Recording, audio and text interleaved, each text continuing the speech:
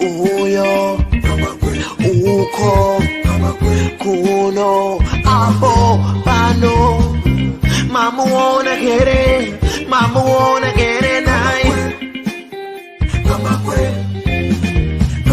I know Buddha meso, I know Buddha tebe, I know kaya marigi.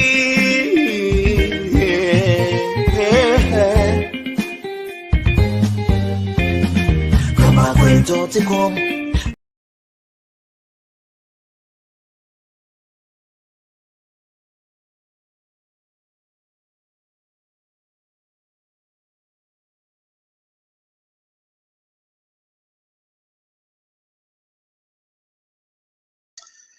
Right, 20 August 2023, and today we continue with our election coverage.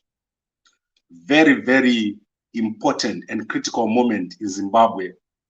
This is the moment when you know who is real and who is fake. This very moment where we are, this is when the real men are separated from the boys, and you will know yourself. If you're in Zimbabwe right now, if you're watching, if you're here in 2018, what has been happening, what is going to happen, and the next 7 days will be critical in Zimbabwe. And you remember we were there in 2018, we are there now in 2023, and God willing, we'll be there again in 2028. And Gambakwe Media is the biggest channel in Zimbabwe. We are not YouTubers. I have made it my point over the past 5 years to go deep into Zimbabwean politics. I've walked into ZANU-PF. I've walked into CC. I've walked into MDC. There is nobody that I've not engaged with the direct intention to understand the people that are in Zimbabwean politics, not through what I hear or what I read, but I actually know the people that I'm talking about. I know the characters. I talk to them, and I know what they're going to do. Most of them, I know what they're not going to do, what they're not capable of. Zimbabwean politics, very, very strange politics, not like any other country. And my guest today, Dr. Feddious Mutenheri, he's not going to be able to join us. There's a lot of things happening behind the scenes, and I want to give him time to recover. Maybe we'll talk about what happened last week to Dr. Feddious Mutenheri, if he allows me when we next meet. But let's talk now about the topic. I'm going to try to handle it myself, and because where we're going, it's critical to understand President Mnangagwa, to understand where he's coming from, and to understand why President Mnangagwa has failed to deliver his economic and political programs. You must understand that President Mnangagwa has not performed to where many people expected him to perform. And this is going to be shown in this election. In this particular election where we're going, you are going to clearly see how Zimbabweans feel about President Mnangagwa compared to how they felt about him in 2018. When President Mnangagwa got into office, he came from South Africa. And on arrival in Zimbabwe, was welcomed by millions of Zimbabweans. Then he began a program of going around the world to meet Zimbabweans. He was in South Africa. He went to London. He went to, I think he went to Davos. He went to Victoria Falls to meet Zimbabweans and talk to them. He understood the issues. If you listen to President Mnangagwa at that time, you would think that he was Chamisa. I think I want to play a little clip and you understand what I mean. The way he was expressing the issues at that time was exactly the way that Chamisa right now is expressing the issues. And I hope that I'll be able to play some clips. My load shedding went away. I've been having load shedding for the past hour and it's over now. So let's look at what President Mnangagwa said in South Africa. They have changed. It's a new era. I am from the military. If it is left 10, it is left 10. I appeal to you to come to Zimbabwe whenever you can and look at the opportunities that now present themselves. We are almost 16 to 18 years behind others. We don't need to invent the wheel. We need to catch up and overtake them. We are all brothers and sisters. The country is ours together. It is not the country of ZANU-PF. It is not the country of MDC. It is the country of Zimbabweans. Right. So very, very interesting. You can go and watch what President Mnangagwa was saying at the time. I cannot believe the enthusiasm that President Mnangagwa had and how much love President Mnangagwa was receiving from Zimbabweans. When he came to South Africa, I went to the embassy to try to see President Mnangagwa as part of the crowd, obviously. And there was no space to park. There was nowhere to sit inside the tent. They had to put an overflow tent. Everyone wanted to meet President Mnangagwa. When he went to the UK, President Mnangagwa was so loved that Zimbabweans presented their CVs to him. They wanted to come home and work. Professionals wanted to come home and work. There was a group of Zimbabweans here that was formed who wanted to go home and help. Engineers, professionals, everyone wanted to go home and work in Zimbabwe. For the first 6 months in Zimbabwe, everything worked fine. You would drive from one end of town to the other. Police would not stop people. There was no harassment. The media landscape was open. There was an air of expectation in Zimbabwe. Everyone thought everything was going to happen. Everything was going to go well. When President Mnangagwa was in Victoria Falls, he said he wants less politics and more business. And everyone thought everything was going to go very, very well. But unfortunately, all this has not resulted in the delivery of the political program and the economic program of President Mnangagwa. He has gotten to a point where the Zimbabwe dollar or the ZWL has performed worse than under Mugabe. The situation in the country is the one of despondency and lack of progress. The little development that has taken place is not touching the common person. If you go to Zimbabwe right now, people have no money. That is how you tell that the situation in the country is very, very bad. People cannot eat. There is more Zimbabweans now in the diaspora than when President Mnangagwa got into office. This is the failure to deliver the political program that I'm talking about. All this enthusiasm that program President Mnangagwa had has failed. He has not been able to deliver over the past 5 years. And many young Zimbabweans are not happy with the current situation in ZANU-PF. They're not happy with the current situation in Zimbabwe. This is the bare facts going into an election where ZANU-PF has, for the first time, failed to deliver a manifesto. I've got the ZANU-PF manifesto here from 2018. If you take the ZANU-PF manifesto and put it next to the CCC manifesto, the vision in that manifesto is exactly the vision that Nelson Chamisa has got in his CCC. They all want the CCC manifesto. They all want Zimbabwe to do well. ZANU-PF here, if they had implemented everything in their manifesto, they were going to do very, very well. They looked at the country. If you look at that manifesto as a unit, they looked at the economy. They looked at the social economic factors. Everything is there. ZANU-PF had some of the best documents on housing. But unfortunately, they failed to deliver on that political program. They failed to deliver on that economic program. And ZANU-PF, as we speak, is more divided than it was during the time when President Mnangagwa got into office. This is the legacy that is there as we speak. The legacy of President Mnangagwa, if he was to lose the election right now, he would have lost the opportunity to transform Zimbabwe. Because what is needed in Zimbabwe is transformation. You need to transform everything that is there. There is a lot that is wrong in Zimbabwe. And I think President Mnangagwa did not do enough. There is somewhere where he missed on the implementation. So the implementation is the problem, and the things that he promised, the growth in the economy, a more cohesive society, and better relationships with external partners. So if you look at countries like the UK, they supported President Mnangagwa a lot because they thought he was going to bring a different program. But something went wrong. And I'm going to unpack what went wrong. Specifically, everything went wrong in the administration. I don't think President Mnangagwa understood the toxic culture which was existing during Mugabe's days. If you look at what he did during the appointment of his first cabinet, you remember I talked about this.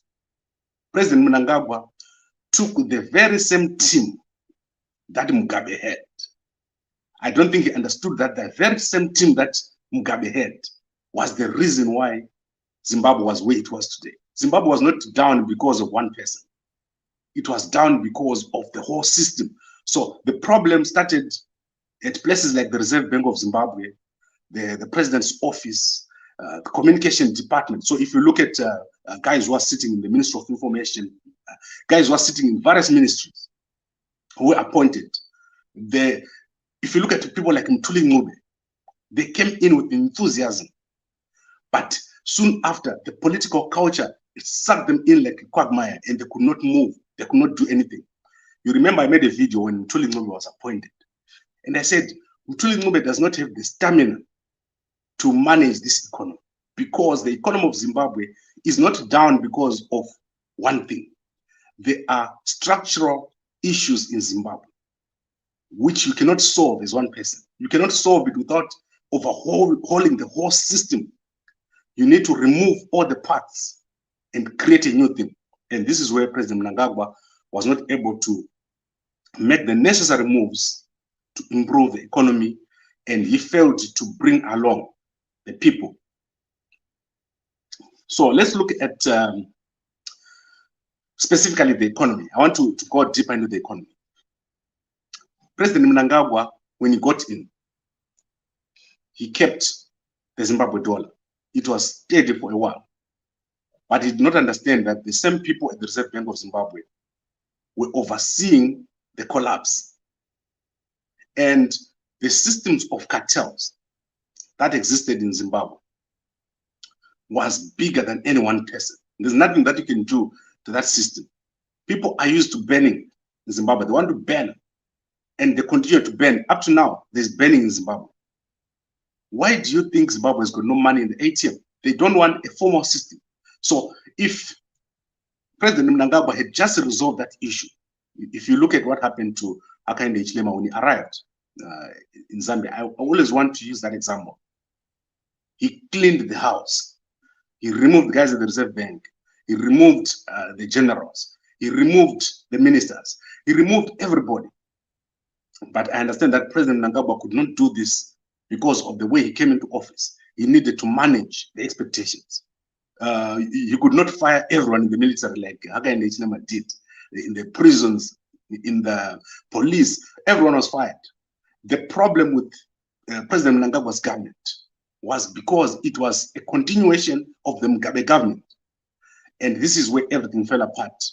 Immediately, the system started to go back to its original approach, which was business as usual. And you know that President Mnangagwa, when he came in, he said, it's no longer business as usual. This is the problem that we have in Zimbabwe. And it got worse when the factional issues in ZANU-PF continued to rear the ugly head. ZANU-PF is a very, very strange organization. There is always competing interests within ZANU-PF. And as soon as this came to the fore, then it was one side against the other side. And this weakened the team of President Mnangagwa to a great deal. We have covered it here in very, very great detail over the past 5 years. The government of President Mnangagwa was basically paralyzed from doing anything.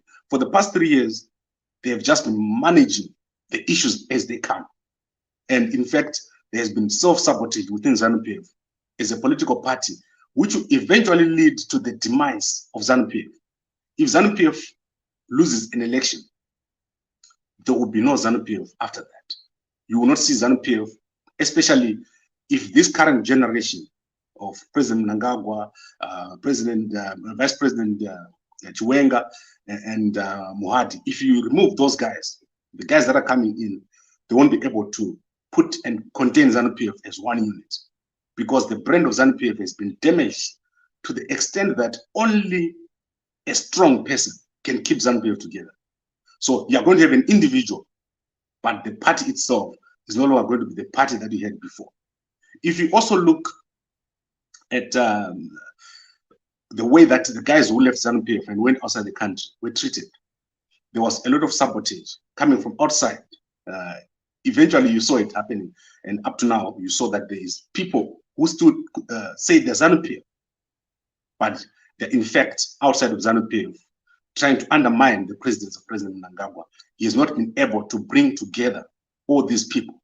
The biggest failure, however, has been the failure to manage relationships with the CCC. I don't think President Mnangagwa understood the deep divisions that are there in Zimbabwean society. You cannot operate in Zimbabwe with a political party like the CCC that has the support of more than half of the people, and you are against that party.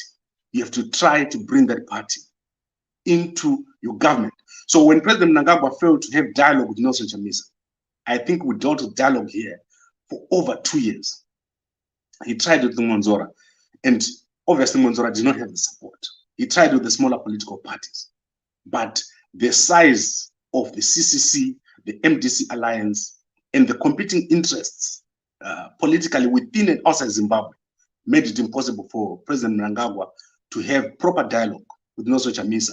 And that is where he lost most of his political programs, failed there, when he failed to have dialogue internally. Because before you fix Zimbabwe outside, you have to fix it inside.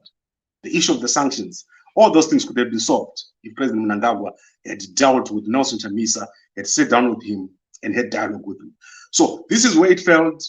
And no matter how much President Mnangagwa tried to build, it seems as he's putting one brick and two people are removing 2 bricks. So for every brick he puts, 1 brick he puts, 4 people are taking a brick. And eventually we're here where we are now, where Zimbabwe has a weaker economy as we go into the election than when he got into office in 2018, in fact, in November 2017, when President Mnangagwa got into office. Zimbabwe is looking very, very different. You know that I've told you that I actually travel in Zimbabwe. Zimbabwe looks very different. If you walk outside or drive outside, people have tried their best to build individuals, but the country is not an economy. It's something that you cannot explain. There are big mining companies, there are big supermarkets, but the common person has no money. You cannot create wealth in Zimbabwe. People have lost their pensions again. The complaints against the government of President Mnangagwa are so much. And this is where you lose an election. You lose an election because the common person on the street does not see the benefits of the presidency. So everything goes to the presidency. Everyone is like, what is it that you're going to deliver to me in the next 6 years or 5 years, which you have failed to deliver in the past 5 years or 6 years? What is it that is new that you can bring to the table? And that is where you go to the CCC manifesto. And I want you guys to understand that when I looked at the CCC manifesto, as I said, it's basically the same vision that President Mnangagwa expressed when he came to Zimbabwe. A more cohesive Zimbabwe, somewhere where people work together and somewhere where someone can make a living. So if I live here where I am, where I've got a house and a car and my kids go to school, if I go to Zimbabwe, can I have a house and a car? Can my kids go to school? Can I have opportunity? Those are the questions that President Mnangagwa has failed to address over the past 5 years. And this is the challenge that is got going forward.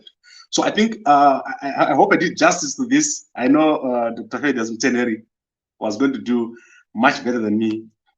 And obviously, we need to address the fact of whether we are unfairly criticizing President Mnangagwa or not. And you know that myself, I have tried to understand everybody. So when I'm speaking, don't take what I'm saying lightly. These are the realities on the ground. Because I still have a lot of friends who are members of ZANU-PF, but everyone is struggling. Everyone wants to do well in Zimbabwe. But these guys, they have failed to deliver their political program. They failed to deliver their economic program. They have gotten to a point where they've disappointed a lot of people. And these people are the voters. So let's look at another speech that President Mnangagwa gave. I want to see if I can get the right point here in this speech and what he said when he actually landed in Zimbabwe. These are speeches that you should watch and that are very interesting when you are looking back at them.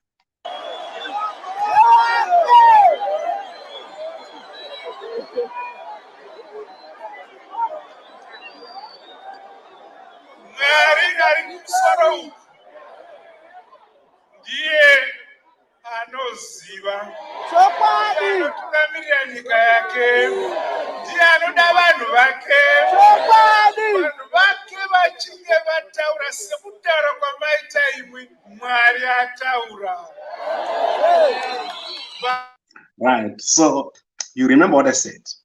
I said Chamisa and President Mnangagwa, they are speaking the same language. If you go back the time when President Mnangagwa got into office, the voice of the people is the voice of God. That is what President Mnangagwa was saying. He really believed that he would make a change in Zimbabwe. He would do very, very well in terms of the economy, in terms of politics, instead of in terms of being loved by the people. But look at things like the Constitution. What has happened over the past few years? The guys have failed to align the laws to the Constitution. Simple, basic things. They failed to do reforms, electoral reforms, media reforms.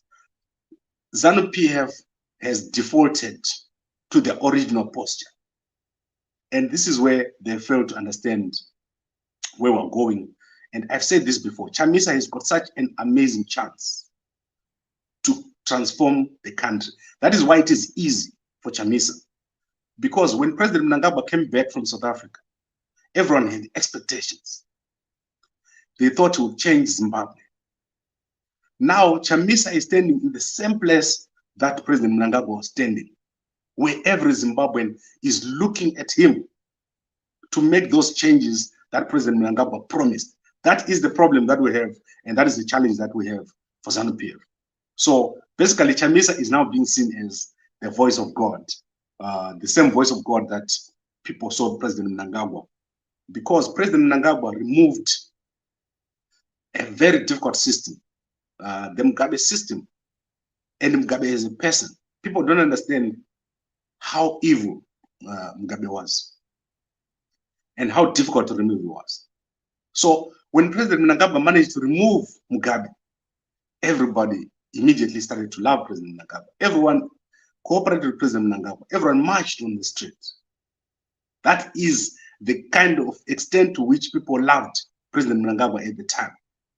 But right now, the current system, or the system that existed, that is still the system that you see in Zimbabwe. And we'll be back here in a week, and I'll be talking about this.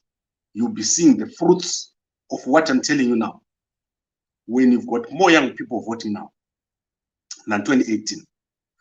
When you've got the same Chamisa who said to the people, vote for me and I'll change this thing. Imagine if Chamisa had gone off office 5 years ago, what was going to happen? What kind of Zimbabwe were we going to have if Chamisa had been president in 2018? That is the question that young people are asking themselves. Now, I want to go into the comments, and I want to wrap this up very, very quickly, because I tend to love to hear my own voice, like any. All right, let's do this. Professor Chulu saying he did right not to dialogue with Chamisa, would have killed him by now. I don't think guys understand President Mnangagwa. President Mnangagwa likes to negotiate. President Mnangagwa negotiates with anybody.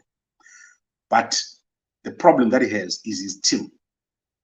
President Mnangagwa has a very weak team. I told you guys back then when he appointed his first cabinet that he appointed people. And he doesn't like to fire people. That's one thing I realized about President Mnangagwa. Mangunjika was like the worst person to put in the Reserve Bank. When Tulingube failed to deliver within the first term or first few years, they should have gotten rid of him. Because these guys, they don't understand what you need. You need people that can deliver. Because the president can't do everything. And President Mnangagwa has been let down by the people surrounding him. They're very political. And most of them, they don't understand the vision. That's why you see that all the ministers, right now, when did you last see a minister speaking in Zimbabwe? Saying something. Just go to all the ministers that you know, except the Minister of Information. Tell me what minister has said anything or delivered anything. The Minister of Housing, when did you last see him saying how much they've delivered and so forth? So everything is being done from the center. The team is very, very weak. If you look, I keep going to the Reserve Bank because everything is failing at the Reserve Bank. If you fix the Reserve Bank of Zimbabwe, you fix everything. But when did you ever hear the Reserve Bank saying anything? When the currency came from 1 to 12,000 and then it went to 1 to 5,000, do you think you can plan? Do you understand the arbitrage? If someone shorted the Zimbabwe dollar at 12,000 and it went to 5,000 after they bought it at 1 and it went to 12,000, do you understand what is happening with that economy? This is the problem. You've got political people in offices and there's no one to monitor and evaluate what they're doing. You can't deliver that way. That is where everything is failing. President Mnangagwa needs to fire more people and to appoint better people. All those people who applied, whose CVs were sent to Zimbabwe, he should have appointed those people. He should have tried to engage with more qualified and more competent people because the failure is in the whole system. The whole system does not work. And then Francis is saying the problem with the president is that he does the opposite of what he says. He's not truthful. I don't know, man. I don't think that is simple. I don't think you can say President Mnangagwa is just lying. No. When you look at his posture when he's talking during these speeches, can you see that he actually thinks it's going to work? When he goes to the airport and he's opening there, or he's going to Wange and he's opening there, he thinks he's doing everything. But you can't build a house without a foundation. So Zimbabwe is like a house without a foundation. Your people are not eating, and your people are not able to do the basic things. They can't plan. Everything is being done from the diaspora. Everything that you see in Zimbabwe now is from the diaspora. They need to build the economy from the ground, but they're not doing it. They're doing small portions here and there, but it's not happening. That is the problem.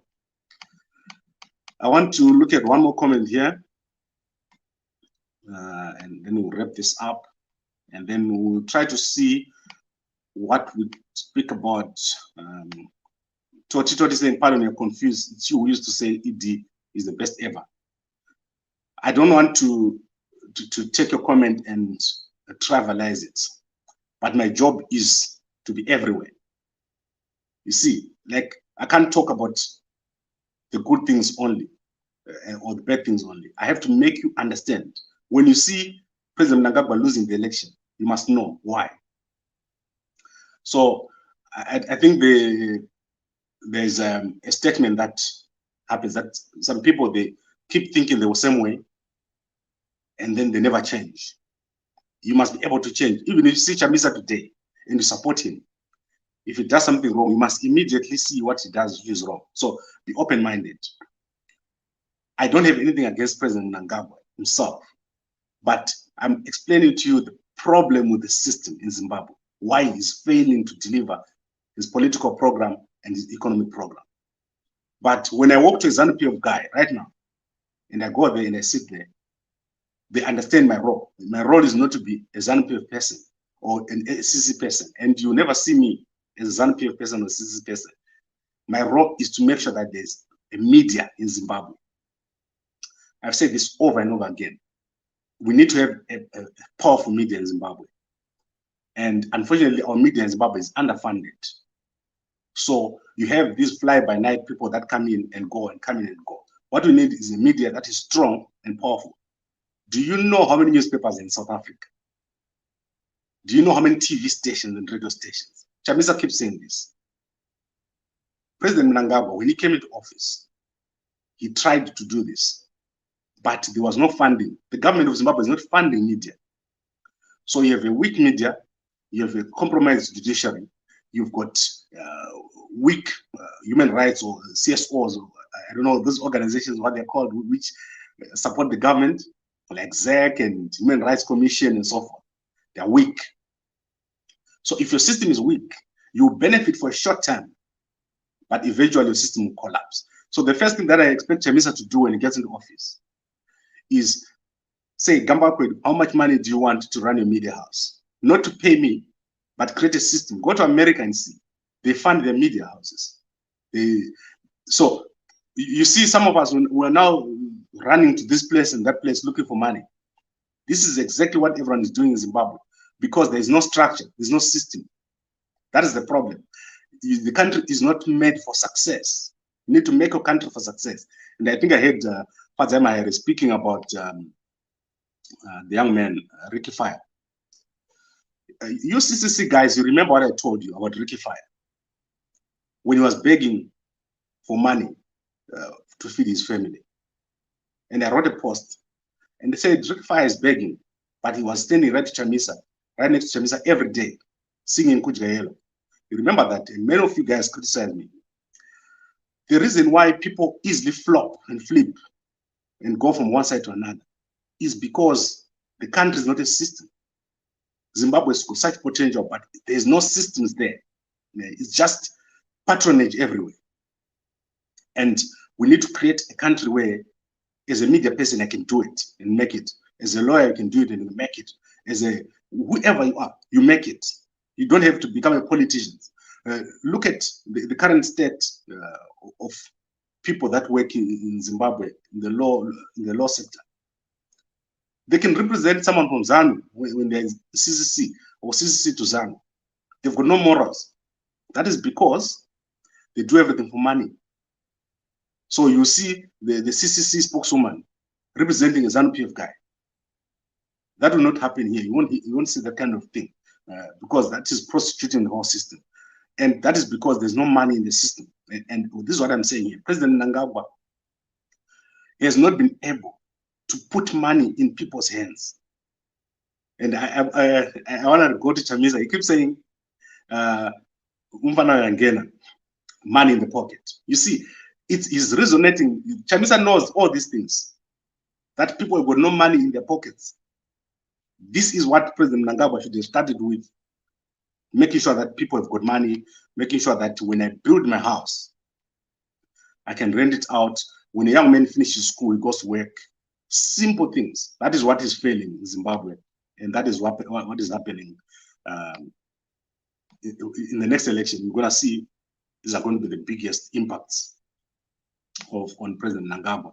And also, I want to end with new knowledge. He was supposed to fire all these guys, all his guys. I don't think you can do it, firing all your guys. I don't know how Hakainde did it. That took, I thought Hakainde was going to have a coup on his hands, because you can't fire all the ambassadors, all the soldiers. Like, he fired everybody once. The Reserve Bank governor came to work and they fired him that very day, and he came back the next day to hand over. These guys were serious. And I think that is what Chamisa would probably need to do if he gets into office. And I foresee a big change happening in Zimbabwe now. There is no way you can escape from the punishment that is coming. There is a great punishment that is coming on ZANU-PF. The electorate is deeply unhappy with the situation in the country. And you are going into an election without a clear plan of how to deal with the situation if you win. Even if we were to be able to rig an election, you won't last. You have to basically grab people and drag them to 2028. It will not be a nice ride for you, even if you are the president. Right. I'm very, very happy here with what we've done, and I'm sorry about what happened to Dr. Feddious Mutenheri. So we'll have a chat about it, and we'll see whether he's feeling much better now. But that is the situation currently, and I'm gonna be back here on tomorrow is the last day of campaigning. Right, so let's go into the program. Tomorrow is the last day of campaigning. Tuesday, we'll see what has happened, how Chamisa has done in terms of his campaigns. I think he's doing very well. Bulawayo was amazing. And then we want to look at the military on the 22nd, the role of the military in Zimbabwe. I want to give to you that report from the Zimbabwe Democracy Institute on FARS. And I also want to give you my view on the CCC. It's not that the CCC is doing everything right. There are things that they're not understanding, which I'm going to unpack to you on the election day. But we want to look at the role of the military going forward from the 22nd. And then for the next 5 days, to take 5 days to announce the presidential results. So we'll start seeing the results coming in within the next 5 days. So expect the real action to happen between the 24th. So the 24th is Thursday and Sunday the 27th. By Monday, 28th, we'll be knowing who is the president of Zimbabwe. But ZANU-PF will be knowing by the 25th. So we'll see how they act, and we'll see how the military acts. Keep your eyes open. It's going to be very, very interesting, because as many people have said, ZANU-PF has never been to this point, and we want to see how they react when they eventually see what we're saying. What I've been saying for the past 6 months, that ZANU-PF should have taken this as a national emergency. I said this 6 months ago. If you want to win this election as ZANU-PF, you should have taken it as a national emergency. You should have scrapped the Zimbabwe dollar. Someone should have walked into Zimbabwe and saw a different country. But that has not happened. So it's going to be extremely, extremely difficult for ZANU-PF. Thank you very much for watching. And I wish you all a lot of luck with the elections and with the plans. And let's pray that everything goes well in our country. Thank you very much, and goodbye.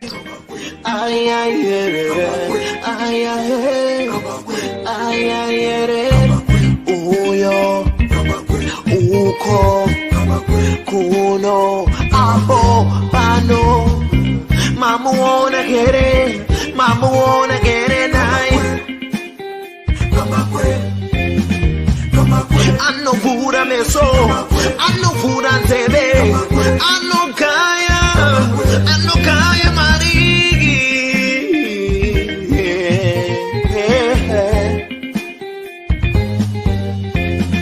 Kama kwetu tikomu, kwetu tikomu usasaiwe. Kama kwe anokaya marigi. Kamba kwe uyo, anotara mari, anogaya mari, garai mamunzwa. Pane nyaya pano zvamunoda kunzwa, zvinotaurwa pano madiko kumunzwa mugovane.com. Kamba kwe vanogaya mari, vanotaura mari, vanosiya mari. Kamba kwe vanotaura feya kuti pamberi zvichafamba sei. Vanhu muterere zvikubatsirei, mukufamba kwenyu zvikubatsirei. Mirai ndikudze kuti chokwadi pano chizere. Kamba kwe vanogaya cash, vanopa mafacts, vanotaura straight, vane evidence, vane confidence plus intelligence. Entertainment, current affairs and news. Kamba kwe.com. Usasarire.